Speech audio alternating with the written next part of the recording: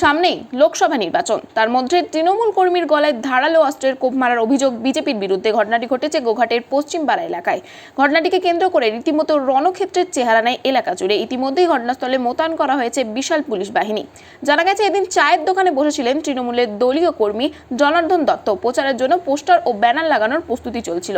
সেই সময় স্থানীয় বাসিন্দা সুভাষ সাঁতরা ও তার ছেলের পারিবারিক বিষয় নিয়ে তার সাথে তর্ক শুরু হয়।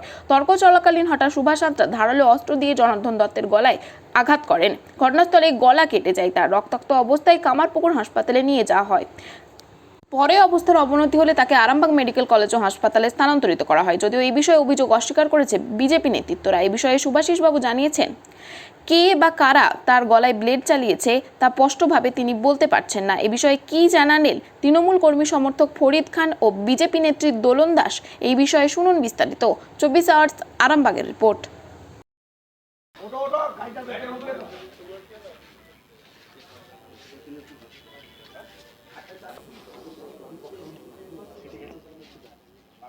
আর কথা বলে গলায় রক্ত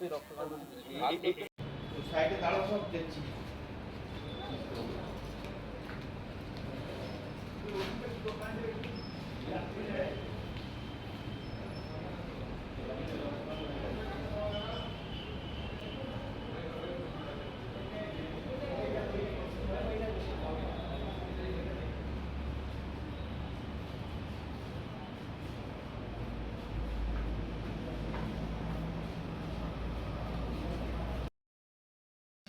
থাকিনি, সেই মুহূর্তে আমরা থাকিনি।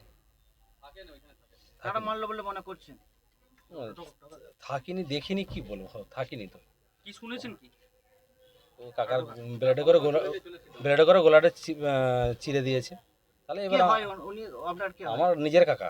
কারা চিরেছে কারা? কারা চিরেছে? একজনই তো চিরেছে, শুনলাম যে একজন চিরে দিয়ে ছুটে চলে গেছে। কাকার নাম কি? ও বলবে না। জনার্দন দত্ত। আপনার নাম? কি করে উনি? আমার নাম সুভাষিস দত্ত। চাষবাস করি, আমরা সবাই চাষবাস করি।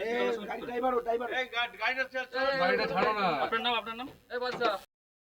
এই নির্বাচনের সময় আমাদের তৃণমূল কংগ্রেসের কর্মীরা পোস্টার ব্যানার লাগাচ্ছিল, সেই হিসাবে ওরা লাগাওইও নি, সেই সময়টাই প্রস্তুতি নিচ্ছে আর কি। এবারে দাঁড়িয়ে আছে ও একা, আমাদের জনার্দন দত্ত। হঠাৎ করে সুভাষ সাঁতরা এসে এবং ওর ছেলে সহ এসে ওকে ঠেলে ফেলে দিয়ে আর গলাটায় ব্লেডটা টেনে দিয়েছে। যে আহত হয়েছে সেই কোন পার্টি করছে? ওইটা তৃণমূল কংগ্রেসের একনিষ্ঠ কর্মী, একদম অ্যাক্টিভ কর্মী। আর যারা মেরে মারধর করেছে? যারা মারধর করেছে তারা হচ্ছে বিজেপির নেতৃত্ব এবং কর্মী। কি কারণে মারলো বলে মনে করছেন? ওই তো পোস্টার ব্যানার টাঙা ছিল, কোনো তর্ক বিতর্ক নেই, কোনো কিচ্ছু নেই। আর ঘটনাটা ঘটেছে এই আধা ঘন্টা আগে, পশ্চিমপাড়া কালী মন্দিরের আশেপাশে। যিনি আহত হয়েছেন ওনার নাম? জনার্দন দত্ত। কতজন আহত? একজনই। মারামারি গন্ডগোল কিছুই তো নয়, হঠাৎ করে অতর্কিতভাবে এসে আক্রমণ। আপনার নাম? আমার নাম ফরিদ খান। কোন দায়িত্বে আছেন? আমি পশ্চিমপাড়া অঞ্চলের সভাপতি। আপনারা কি বলবেন? দেখুন, বিজেপি কখনো রক্তের রাজনীতি করে না। যিনি বলেছেন তিনি সম্পূর্ণ মিথ্যা কথা বলেছেন।